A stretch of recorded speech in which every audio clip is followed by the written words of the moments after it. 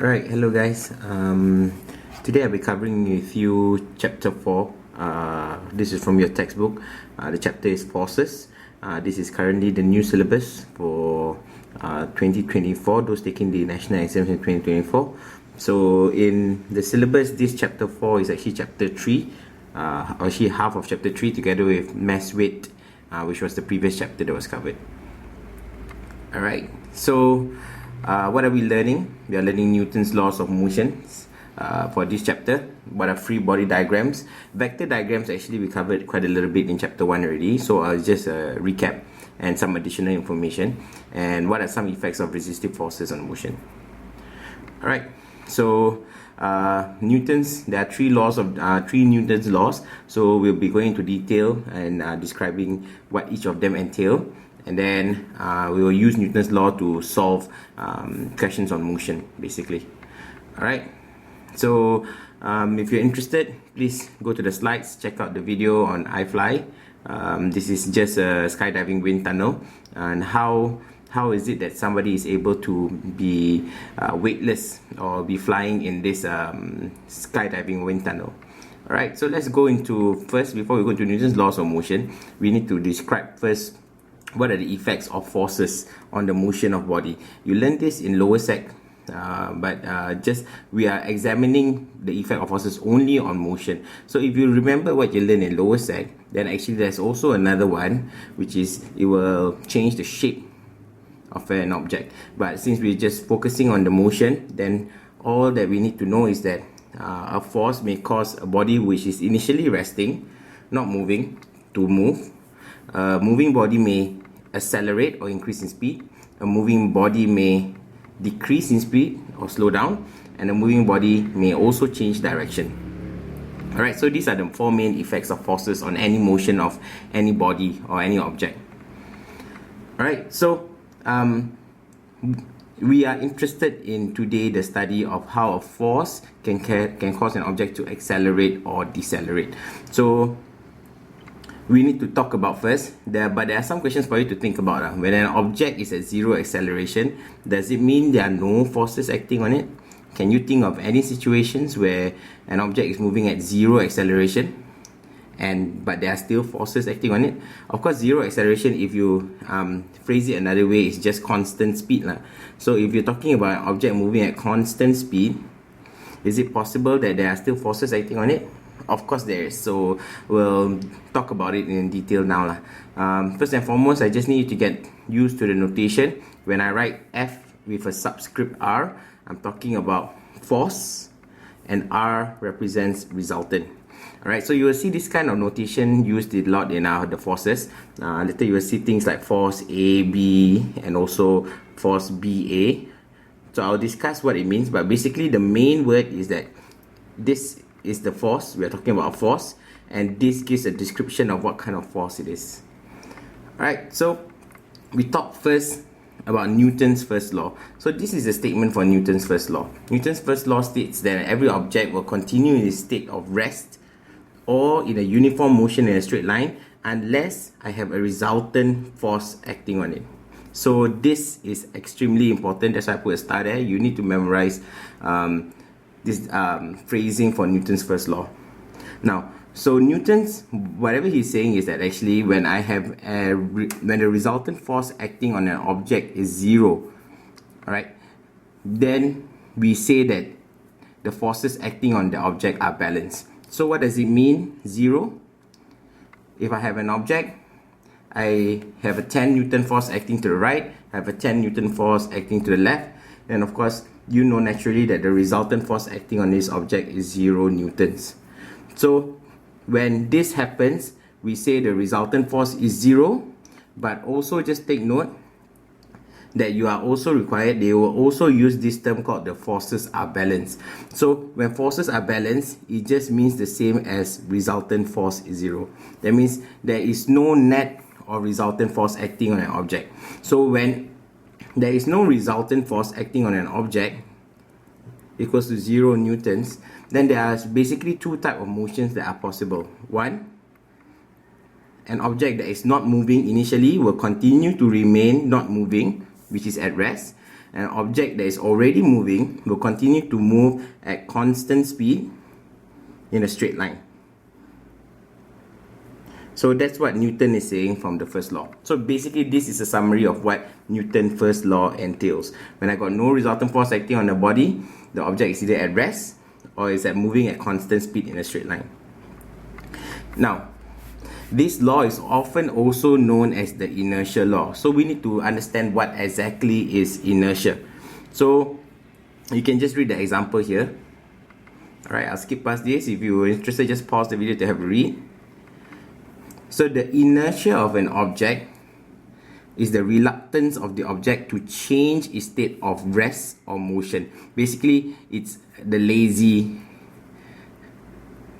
I call it the lazy property. Whatever state you are in, you do not want to change it. If you are at rest, you want to remain at rest. If you are already moving, you want to remain moving. And the bigger your mass, the greater it is for you to change, the greater it is the reluctance for you to change your state of motion. That means the bigger you are, the more difficult it is to get somebody to change his state of motion.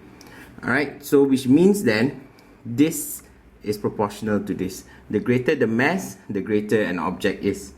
Now, objects with higher inertia, which means objects that have higher mass, it will be harder or more difficult for it to start moving, slow down, move faster, or change direction. Basically, anything to do with changing its original state of motion will be more difficult if the object has more mass. Which means that if you're trying to outrun an elephant, then you should run in zigzag. Because you have a smaller mass, you therefore have a smaller inertia, therefore you can run zigzags and change direction easily. While an elephant, to change direction, it will be very difficult because of the mass. So you will likely overshoot where you turn. You will have to turn around, and then you have to turn around again and then chase after you. So because of this is the way, in fact this is one of the ways for you to go, and if you happen to find yourself being chased by an elephant, that is what you should do lah, run in zigzags. Now, there is a video here which explains quite well inertia in motor vehicles, so I suggest you go and have a look at it. Inertia also explains why we should wear seat belts, because when the car suddenly stops or gets into an accident and the car suddenly stops, the human body here has a tendency to continue moving forward because of its inertia, and because of that, that's where most of the injuries and fatalities that happen in a motor vehicle accident. It is also the same with headrest. So watch the video, it gives you a pretty good explanation on the effect of whiplash and why the headrest adjustment is quite important for any person in a motor vehicle. Alright, there is also an excellent video here, please have a look. This is a weird phenomenon brought on by the effects of inertia. And then we come to the second law. Now the second law is where the meat of things, we get to the meat of things. In fact, the math will come in here. So Newton's second law basically states that Newton's first law, if you recall, is I have zero resultant force. So Newton's second law is then stating that when I do have a resultant force, i.e. it is not zero, therefore we also call that unbalanced forces. So just take note, this term may be used in the national exams. If they say the forces acting on an object are unbalanced, then you are to immediately make the assumption that the resultant force on the object is not zero. So what does it mean for a resultant force on the object not to be zero? If I have an object, a force of 20 Newton is acting to the right and 10 Newton is acting on the left, we say, and again we use our notation, Fr is equals to 10 Newtons. Just a reminder, why is it double arrow? Because this resultant is the combined effect of these two. So I combine the two arrowheads here. That's why it is illustrated with a double arrowhead here. And I point to the direction because 20 Newtons is to the right, 10 Newtons to the left. Overall, the effect felt is 10 Newtons to the right. So the resultant force is then 10 Newtons to the right. So when an object has unbalanced forces acting on it, then we say that it has a resultant force. So Newton's second law then states that for any object that has a resultant force acting on it, the object will accelerate in the direction of the resultant force, and the rate of this acceleration, or the value of this acceleration, is given by this formula, Fr equals to ma. Now, it is also somewhat commonly always used as force equals to ma, but I would strongly recommend that you use this Fr just to notate that it is resultant force, because I do have quite a lot of students who end up not using the resultant force but using just one of the many forces acting on an object. For example, I have a force acting 10 newtons here, 20 newtons here, and then they end up just using 20 newtons here when they are supposed to use resultant force. So that's why I rather you use the form that I've written here, resultant force equals to ma. Now, based on this, these are the possible type of questions that they can ask. Now, when you encounter a question which is requires the use of Newton's second law, oh, by the way, this is the definition, so you should memorize this, the definition of Newton's second law. So when you encounter a question with a resultant force that requires you to use Newton's second law, my strongest advice, number one, is to draw.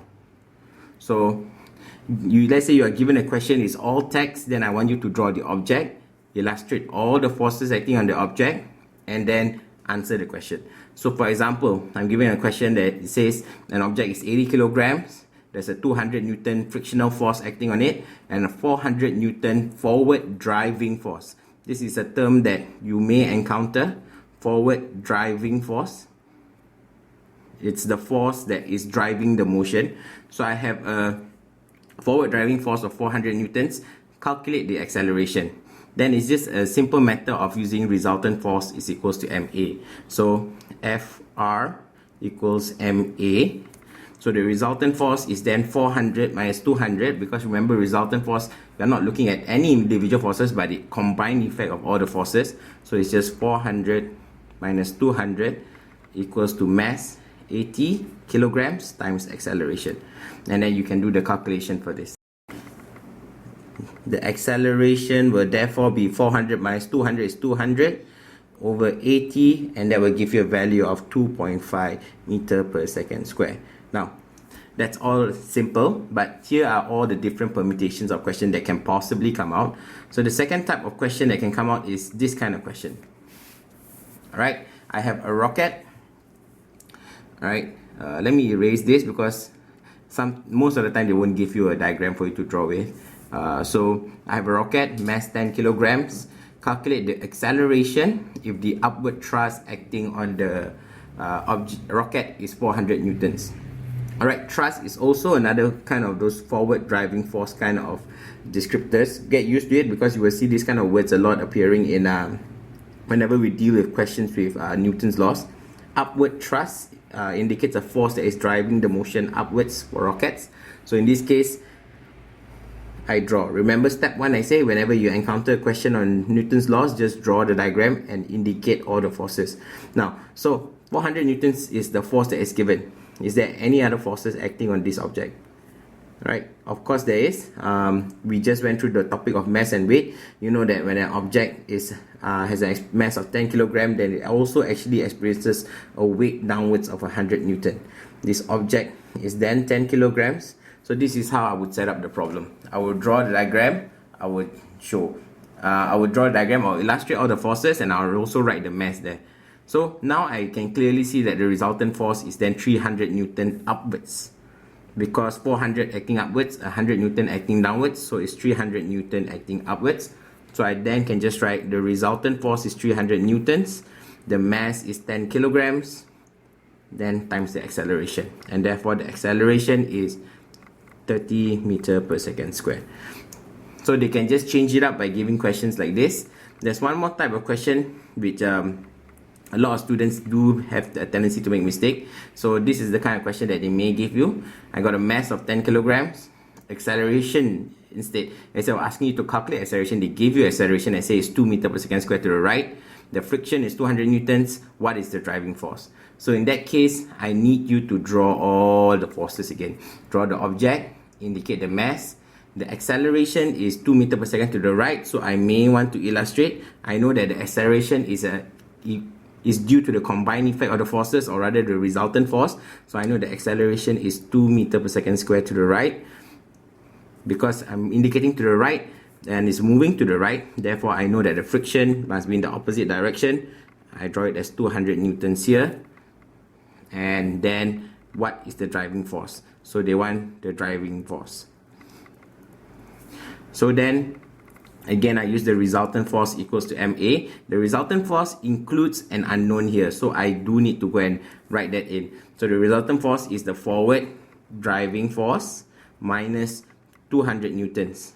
That is my resultant force, this minus this, and that is equal to my mass, 10 kilograms, times the acceleration 2.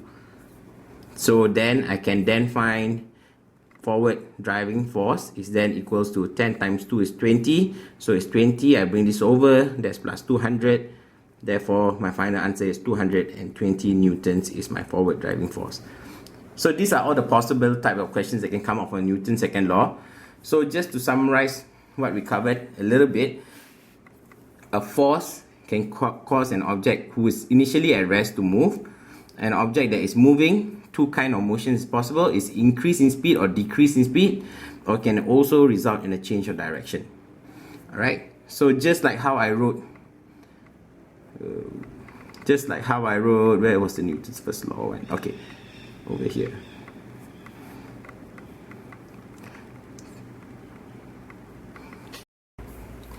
Right, just like how I wrote, these are the type of motion that is possible for Newton's first law, where resultant force is 0. It's either it will remain at rest or constant speed. Newton's second law, then you also have a few possible kind of motions that are possible. So, then you may ask, we talked about solving questions involving Newton's second law. Do I have any type of questions for Newton's first law? Then actually there is, yes. So Newton's first law, just a recap, states that every object will continue its state of motion whether it was initially at rest or whether it was already initially moving in a uniform motion unless I have a resultant force there. So they are telling me resultant force is 0. Alright. The inertia is the reluctance of the object to change its state of rest or motion. And you can see that it's actually quite similar in form to Newton's first law. That's why Newton's first law is also sometimes called the inertia law. Alright, and this inertia is proportional to the mass. The greater the mass, the greater the inertia. Now, can they give you mathematical questions involving Newton's first law? Even though there is actually no formula involved, it's possible. So Newton's first law type of question may appear like this. I got a mass of 10 kilograms. Object is moving at constant speed of 2 meters per second to the right. Friction is 200 Newton. Then they ask you what is the driving force. The principle of the solving of this question is similar. You draw your object. Mass 10 kilogram. Alright. The only thing that separates actually this question here and this question here is the word acceleration versus speed. So in this case, you must realize that the object is moving at constant speed. It means actually the acceleration is 0. Constant speed means it's not accelerating. While I may still have a 200 Newton frictional force to the right, to the left, sorry. I don't actually need to calculate anything because I know based on this fact that the resultant force must be 0 newtons. And because the resultant force is 0 newtons and I have a frictional force of 200 newtons, the only possible value for my forward driving force must then be 200 newtons. And in that case, I can just say my answer is 200 newtons, even without any calculation. Even though it does look like as it is a calculation question, there's actually not much calculation involved at all, just mental sums. Alright? So Newton's second law, to recap, is when the resultant force is not 0. Newton's second law of motion states that when I do have a resultant force, the object will accelerate in the direction of the resultant force. Alright, so just to summarize, one more thing, and that the equation for the resultant force is resultant force equals to ma. Alright, for Newton's first law, two types of motion is possible. If the object was already initially at rest, it will continue to be at rest. If an object was already moving, it will be moving at constant speed in a straight line. Now, for resultant force, obviously it must accelerate. So, one of the motions that is possible for you to look up for is for it to accelerate, but it can also decelerate. So what is this kind of situation? How would this setup be? I got an object, forward driving force, or let's say it is already moving at a speed of 20 meter per second, and then it's moving to the right, and then let's say it is a car, 1,000 kilogram. So suddenly there's an obstruction and your brakes are pressed. Then you will have a great frictional force backwards, let's say 2,000 newtons. Then to calculate this, it's just force equals to MA. Sorry, Fr equals to MA, because you have to take your foot off the accelerator for you to step the brake. There's actually no forward driving force. So the resultant force is just 2,000 newtons backwards, mass of 1,000 kilograms, and then you can find the acceleration. And the acceleration is therefore 2. Now, it is important to note that since this force is actually acting in the opposite direction of the motion, then it's actually negative 2,000. We need to indicate directions. So it's actually 2,000 divided by negative 2,000 divided by 1,000. It is actually negative 2 meter per second squared, which means it is slowing down at a rate of 2 meter per second every second, which means the car eventually will come to a stop after 10 seconds. Alright, just use your kinematics equation here. Which brings us to our final one of the Newton's law, is to be perfectly clear. Newton's third law states that if I have an object exerting a force on another object, then the object that the force is being exerted on will also exert an equal and opposite force. Now, sounds confusing, so just let me explain very simply. If I have two objects, A and B, if A is exerting a force on B, so if A is exerting a force of B of 20 newtons, at the same time B will also exert a force of 20 newtons on A. Alright, so you can just imagine this as if you are just pushing your hands together. Let me just zoom out a bit. So if you are just pushing your hands together like this, or putting two objects,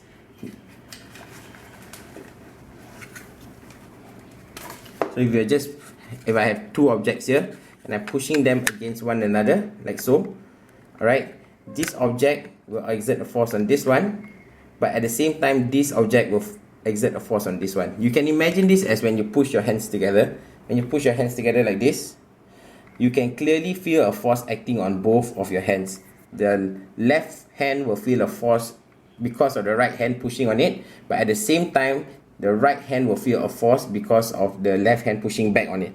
So this force is actually Newton's third law. So we call this Newton's third law. It can be easy or it can be quite difficult for you to understand. So just take note of the notation we have a tendency to use. Force AB means the force that object A exerts on object B. So that means this force AB is actually a force that is felt by object B, which means I'm talking about this force. So if I were to draw B, it's actually the force that B feels. B will feel a force of 20 newtons to the right because of the A pushing on it. So this is the notation we use. So Newton's third law is force of A acting on B is equals to the force of B acting on A. You will see actually all types of forces in the world come in a pair. And whenever you exert a force on something, you will feel the equal and opposite force acting on you at the same time. Now, what is important about Newton's third law is they are always equal in magnitude, but they act on opposite directions and they act on different bodies. These are the few main things that you need to take note of. If I were to push my hand on the table, like so, then I will feel a force acting on my hand because of the table there. So my hand feels a force on the table, but the table also feels a force because of my hand pushing down on it. Alright, so they act on different bodies. One acts on my hand, the other one acts on the table. Alright, so these are some examples of this. So just to imagine a guy standing one-legged, just for illustration purpose, a guy standing one-legged on the floor. So this person actually is exerting a force downwards. Apologies. It's actually exerting a force downwards on the floor. So the floor will feel a force down here. Now, it may be hard for you to imagine that the floor feels a force, but it does. If you think the floor doesn't feel anything, then you imagine you are actually the floor and you are lying down here. If somebody steps on you, you will feel pain, right? And that is because of the force being exerted on the floor. So this is the force of foot on floor. The action-reaction pair of this is that whenever you are stepping on something, you will feel that pressure, or you will feel the floor at the sole of your feet. So that is actually the action-reaction pair. The force is actually felt on your leg and is upwards. So it's actually the force of the floor acting on the feet. Alright, so this is the action-reaction pair. Any type of contact forces is easy for you to go and find the action-reaction pair. Now, the difficult part is weight. Now we talked about weight in the last chapter, so you are wondering what is actually weight. So if this action-reaction pair is here, then what is weight exactly? Because weight actually acts from the center of gravity, right? It's a gravitational force that acts on your mass. So the word comes from the gravitational force, which means that actually it's the force of gravity, which is the force of Earth acting on your mass. So it's actually the force of Earth on you. That is weight. The action-reaction pair is actually the force that you exert on the Earth. So you do pull the Earth up to you, but because just by using force equals to MA, you compare, it is equal force. So the force felt here pulling you down, your weight. If let's say you are a 70 kilogram guy, that means the force is 700 newtons. The force that you exert back on the Earth is also 700 newtons because they are equal, remember. But the mass of the Earth is so big that the acceleration becomes so small that it's almost negligible. So the Earth hardly moves to you. So this is the action-reaction pair. Now, you want to think of it of a simple way. Whenever you are asked to identify the action-reaction pair of an object, then the easiest way is this. It will always be a force of something acting on another object. So the force of ball acting on the floor, let's say. Then if they ask you to find the action-reaction pair, then it's actually the force of the floor acting on the ball. All you need to do is swap the positions and you have the action-reaction pair. If you look at this, weight is the force of Earth on you. To find the action-reaction pair is the force that you exert on the Earth. The force of floor on the feet, the action-reaction pair is actually the force of the feet of the foot acting on the floor. 1x on the floor feet, 1x on the floor, 1x on you, 1x on the Earth. They act on different bodies, they are equal, they are opposite. Alright, so you can pause here if you want to have a read about what are some of the examples of Newton's third law. Alright, so this is just another elaboration of Newton's third law. So if we move 2 slides back up to this portion when we're just discussing about this, just a point for you to take note of. It is quite an interesting one. Remember that an object in free fall is an object, and when an object is in free fall, it only feels weight. There are no other forces acting on it. This is the definition of what it means to be in free fall. So if I now use the formula I just learned on Newton's second law, force equals to ma, and the mass, let's say, is of an object of 70 kilograms. So when an object is in free fall, then I will calculate. You know that the force acting on this object is actually just its weight, and you know that the weight is given by mg. So mass times gravitational field of, let's say, 10 newton, g. If g is 10 newtons per kilogram, then by using force equals to ma, then I get 700 newtons, which is 70 times 10, using W equals to mg, equals to the mass of 70 kilogram times A, which gives me an acceleration of free fall of 10 meter per second square. That means any object on Earth will fall at an acceleration of 10 meter per second square. Now, which is interesting because it is the exact same number as your G. Now, this holds true for all of these kind of situations. Any object in a free fall the value for the gravitational acceleration is exactly equal to the value of the gravitational field strength. So that's why sometimes you see these units being used interchangeably in the question. So just don't get confused. Sometimes they refer to this even as G, gravitational acceleration. So they mean the same thing. You can use them in the same context. Alright, so just to sum up what Newton's third law is, it's every force will come in pair. They are called the action and the reaction forces. They are equal in magnitude, but they act in opposite directions. Alright, and one will act on Earth, one will act on the book, and they will act on different bodies. So I think these are the characteristics of what you need to know about action-reaction pair. Pair, equal, opposite, but they act on different bodies.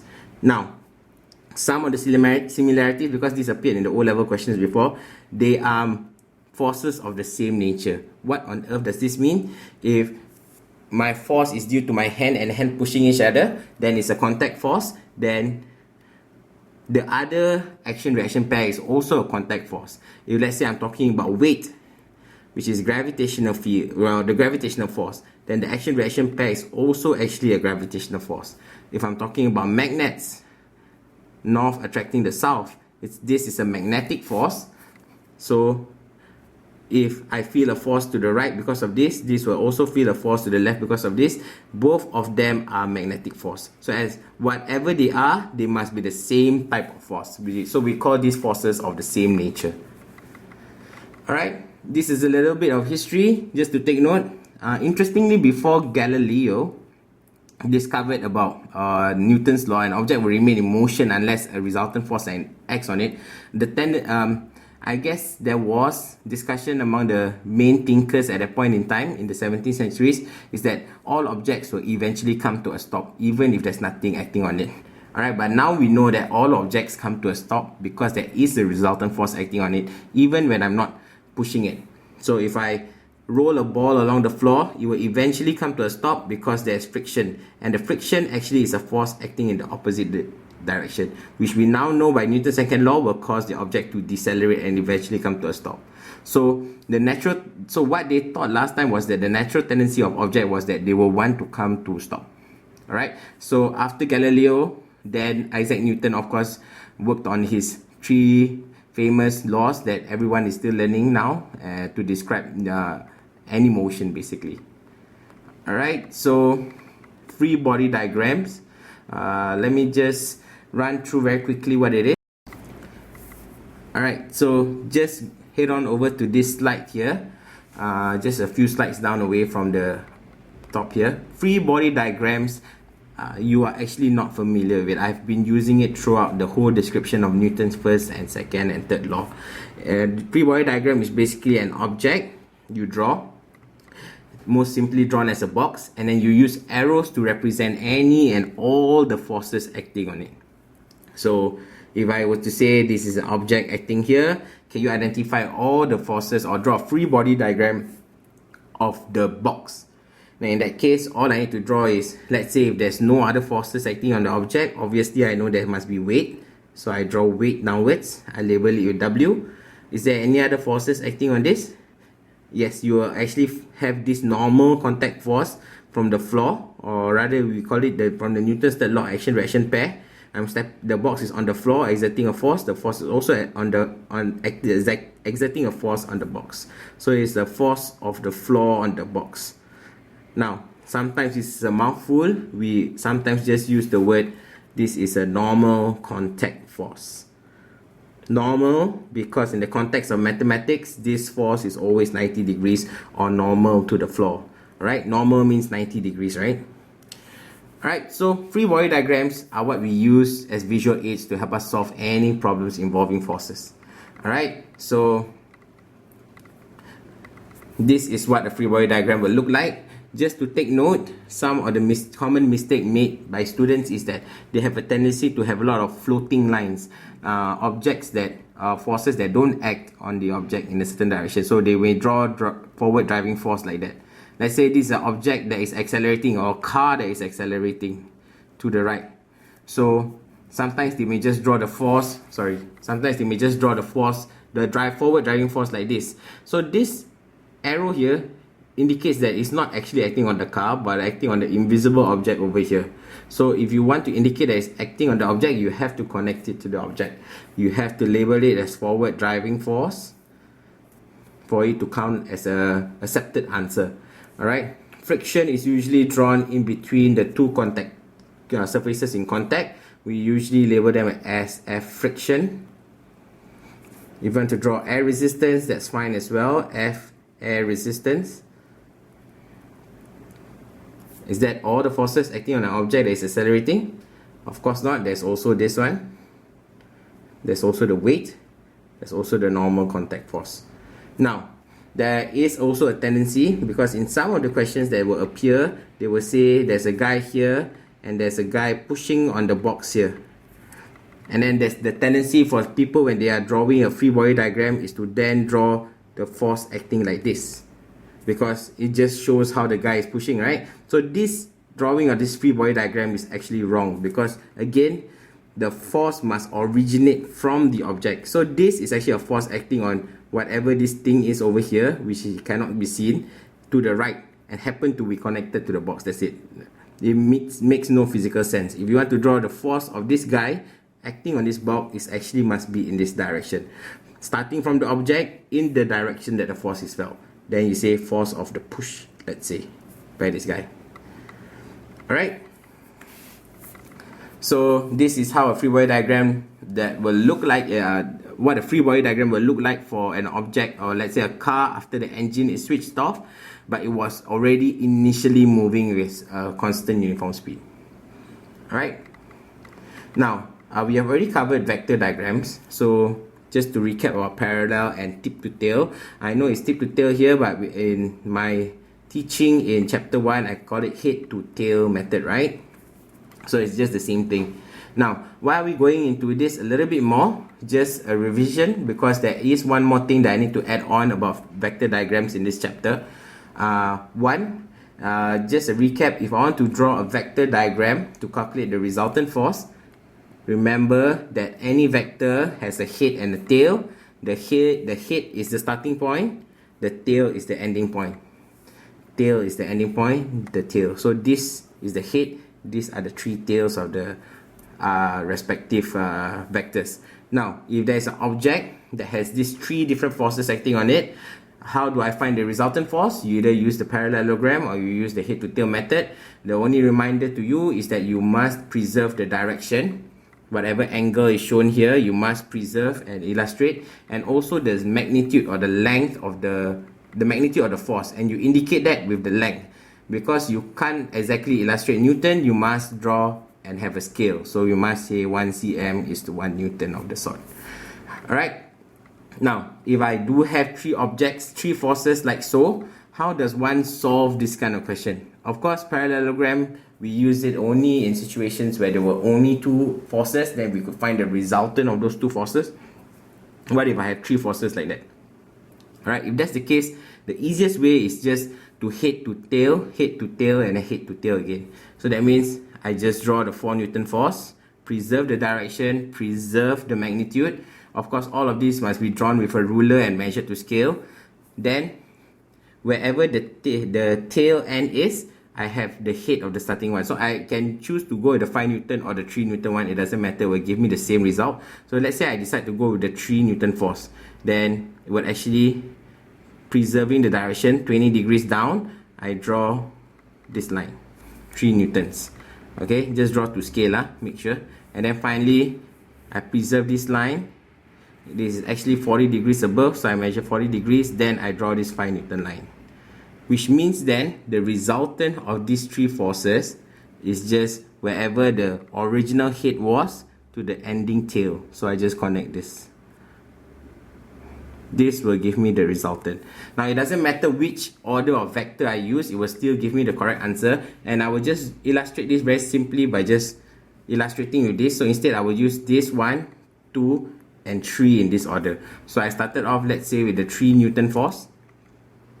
start with 3 Newton force acting this way, approximately. I'm just guesstimating the angles for this, so it's not really accurate. Then the second one is the 5 Newton force. So I just draw it somewhat like that, 5 Newton force. Of course, you must measure the angles properly when you are doing this. And finally, the 4 Newton force upwards. So if I were to draw the resultant, it's originally where the head was to the final position of the tail. I connect head to tail, like so. So you can see that actually the resultant, regardless of what method you use, will get you, or what order of the vector you use for the head to tail method will give you the same resultant. Now, why am I going into this? If you have a quick flip to your, let me just describe this first. So if you all go to this slide here, you will see these two diagrams that look kind of similar. They are basically just two triangles, but they mean absolutely different things. So forces acting on an object, for me, a closed triangle, if they are in equilibrium. Equilibrium means the forces are balanced. Alright, so what this means is that there are three different forces. They act up, the head, tail, head, tail, head, and tail, and they end up at the starting position, which means essentially there's zero resultant force. So this is actually three individual forces acting on an object, as opposed to this one. What you have is actually, this is just this one vector plus this second vector, the head, tail, and the resultant of those two is then illustrated by this arrow over here, with the double arrow head. So this is resultant force not equals to 0 newtons. So just take note of that. Sometimes they call this closed triangle. So this is typical of a diagram of a force diagram of an object that is not moving or is at rest. Because if it's at rest, then the resultant force is 0, which means all these three forces plus together must add up to 0. That means it must meet back at the original position. Alright.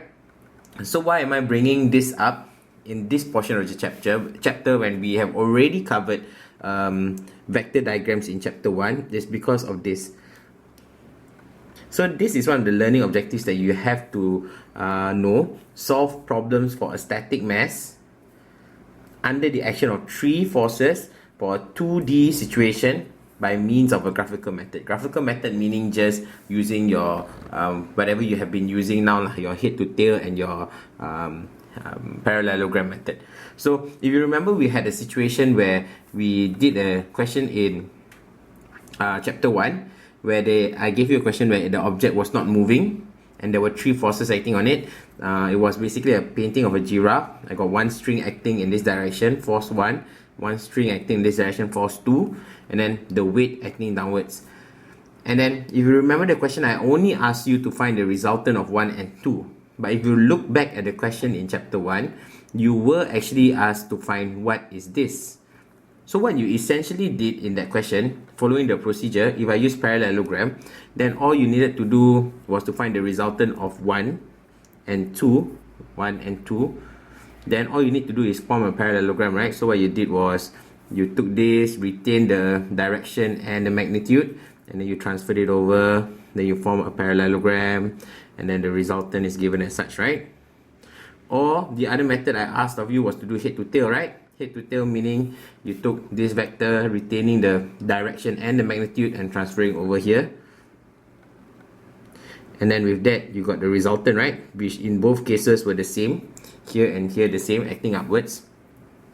So this doesn't actually answer the question that was asked of you in over here, because what you have found is the resultant of this vector 1 and 2. You have not actually found 3. But what you did find was actually this fella, the resultant here. Which means then actually, because I have reduced vector 1 and 2 into a resultant combined effect vector of these two, and since the object is not moving, therefore I can now make the statement that this force and this force must be equal in magnitude. So which means this force here and this force here must be equal in magnitude. And they must be directly opposite because they must cancel out each other, right? So in finding this, I have actually solved and found this. because all then I need is to actually find what is this angle. Then I've given the direction, and the magnitude is the same as this over here. So I can essentially just give this, and this is actually the magnitude for this. Alright, so this is solve problems for a static. Static meaning the object is not moving at rest. For 3 forces, 1, 2, and 3, using a graphical method here. So you said what you've done is just find the resultant of 2 of them, and that resultant must be exactly equal to and opposite to the third one for them to cancel out one another. Because only when they cancel out one another can the object be at rest. Alright, so we come now to the last portion, which is the resistive forces of motion, or just basically friction lah. Alright. Right, so let's discuss what friction is. You know, I'm pretty sure most of you know what friction is. You see your soles of your shoes wearing out, and why do you need to replace those shoes? Because of course they get slippery, right? So what exactly is friction? Now, not every single surface on the earth, most of them are not perfectly smooth. They have all these surface irregularities. So at a microscopic scale, this is what the surface, any two surfaces in contact will look like. So because of these jagged edges of the surfaces, when they push against one another, then or they slide against one another, you have this friction being generated because of these uneven surfaces. So because of these irregularities, friction is born because of that. It generates a lot of heat. Now, of course, you know then if you're going to the army, or I mean all the boys here will go to the army, so you know that when they say kiwi your boots, what are you actually doing when you're kiwi your boots to make them shine? Alright, so what you're doing is that the kiwi will apply a layer to smoothen each of the surface out. So when you have fully smoothened the surface out, then it becomes almost a smooth surface, a flat surface with very little microscopic irregularities. Then actually if you have kiwied your boots or shine your boots well enough, then you can actually see your reflection in your boots. Alright, of course nobody does that now, right? But one of the other things that you need to take note of is that friction opposes the motion. So this is one point that you need to take note of.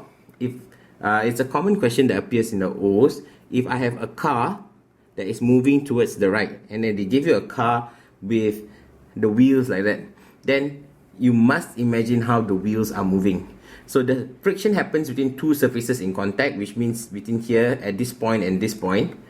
If the car is moving that way, then the wheels are actually turning this way. Which means if I zoom in at the point where the wheels are in contact, the wheel is actually moving towards the left, which means the friction is actually forward. It is the same with your feet. If you are walking, then actually your motion or the tendency of your leg is to push back, because your leg wants to exert a force backwards. Then actually, because friction is a force that opposes motion, then the friction is actually in the opposite direction. So you just take note of this. Now, friction can have both positive and negative effects. Alright, some of the positive effects is that we can walk without slipping. Alright, if you're walking on ice where there's almost no friction, you're gonna walk on the spot, or you're just gonna keep slipping and sliding. Alright, moving objects are able to slow down when needed. We're talking about motor vehicles.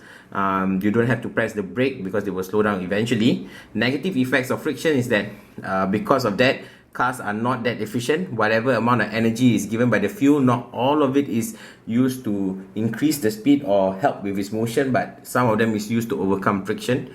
Alright, the moving parts will wear and tear because the surfaces get ground down because of the friction. So there are a lot of effects of friction.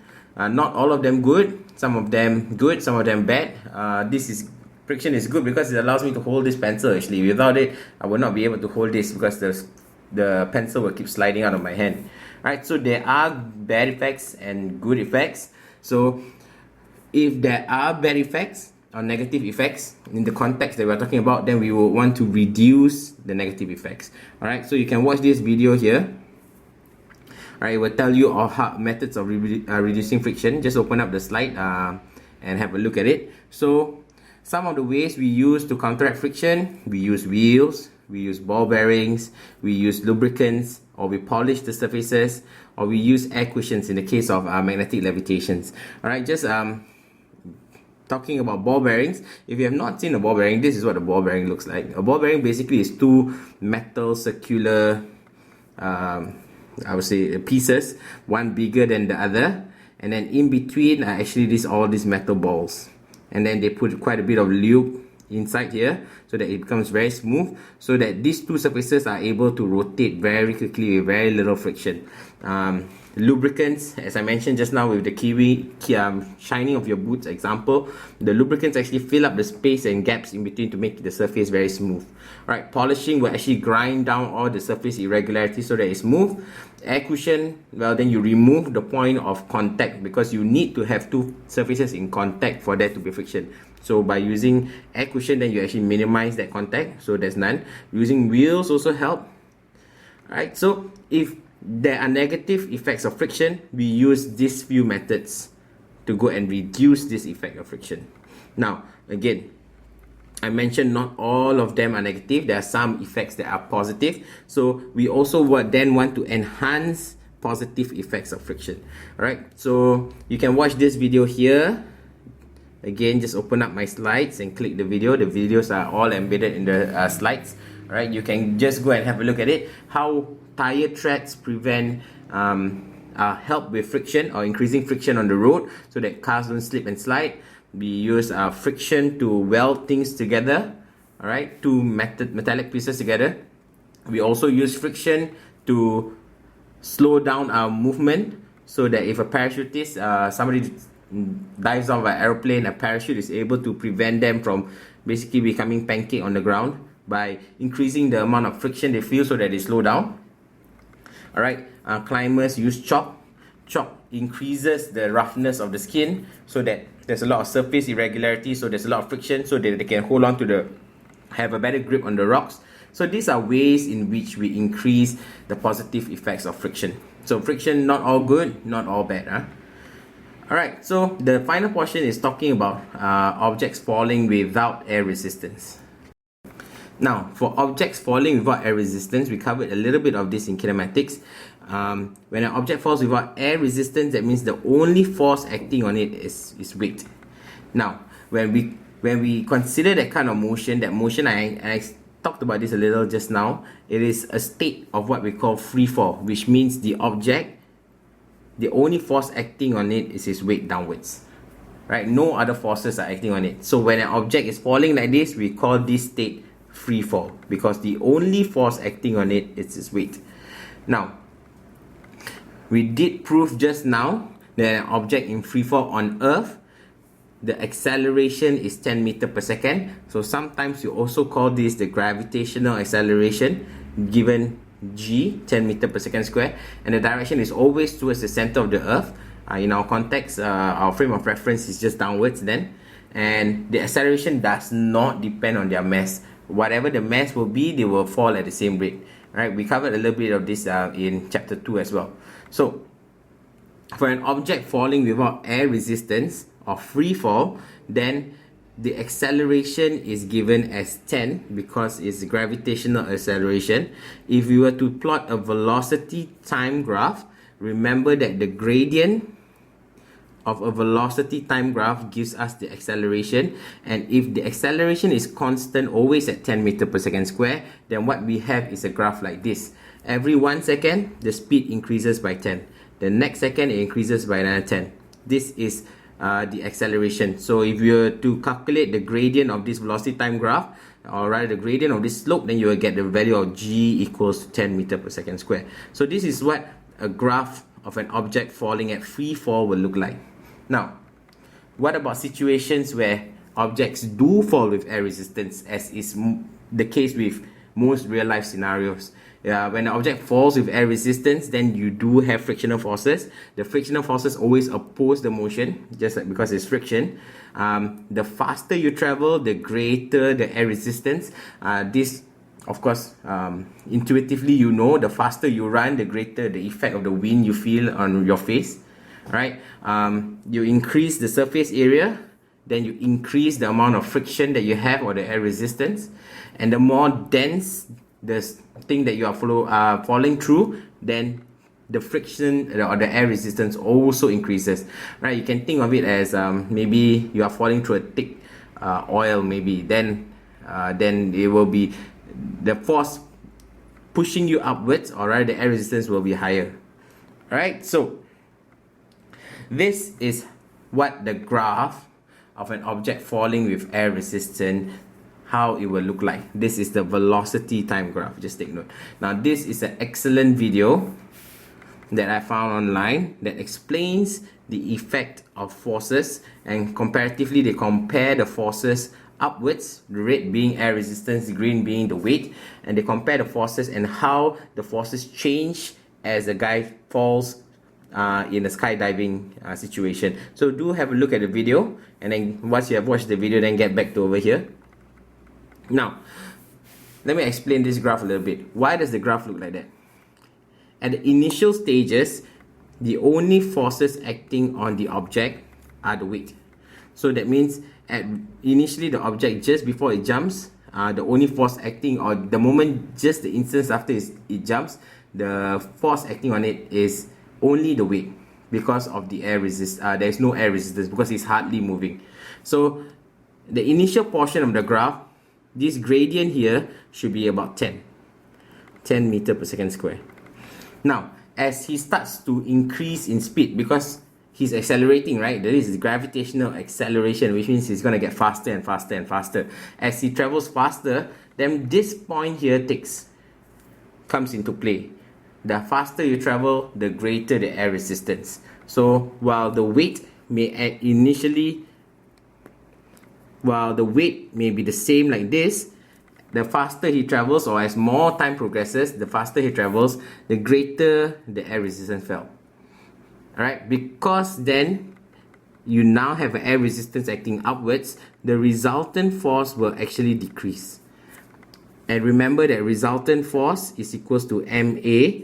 If my mass remains constant and my resultant force is decreasing, it means my acceleration is decreasing. And the acceleration in the velocity time graph is the gradient, which means my gradient is then decreasing. That's why you have a decreasing gradient graph. So the faster it travels, the greater the air resistance. So this value of resistance is going to decrease even more. It's going to decrease even more. Therefore, my acceleration is going to decrease even more, which means my gradient is going to decrease even more. So it will continue to decrease and decrease and decrease the gradient until the point where my air resistance is exactly equals to my weight. And when my air resistance is exactly equals to my weight, then my resultant force becomes 0 newtons. And when my resultant force becomes 0, my mass remains the same, my acceleration will then be 0, which means it has reached the point where the object is no longer accelerating, which means it has reached the maximum velocity. This maximum velocity at which it has reached acceleration 0, remember gradient in a velocity time graph is my acceleration. My acceleration 0 means my gradient is 0, which means there's basically no slope, it's flat ground, which means this is the point where it has reached max velocity. This value of this max, or the term we use for this max velocity, is called terminal velocity. Terminal velocity. Alright, so that is the basic idea of this. You can have a look at the graph. All this will tell you where what happens at the 0, 1 second, 2 second. So at this point, an object is said to have reached terminal velocity. Alright? So when an object falls in a situation with air resistance, the air resistance will increase by virtue of the fact that the object is traveling faster, because it's accelerating, and because it will reach a point where the acceleration equals to its weight, and then this speed at that point where it has 0 acceleration is called terminal velocity. Alright, so that is the end of the chapter. Just to summarize, friction opposes motion. So the trick is, remember, look at the surfaces in contact, see where the tendency of the motion is, then the friction must be opposite to that. There are negative effects. You have to reduce the negative effects. These are the ways in which you reduce the negative effects of friction. There are positive effects, and there are ways for us to enhance the positive effects. When there's no air resistance, we covered a little bit about free fall. All objects, regardless of the mass, will fall at constant acceleration of 10 meter per second square, which is the acceleration due to gravity or acceleration due to free fall. Alright, when the air resistance equals to its weight, then the object will travel at a constant speed or zero acceleration. And this constant speed, which is the maximum speed it can travel at, is known as the terminal velocity. Alright, so with that, we've reached the end of the chapter. Alright, if you have any questions, just don't hesitate to drop me a comment in the video. Thank you.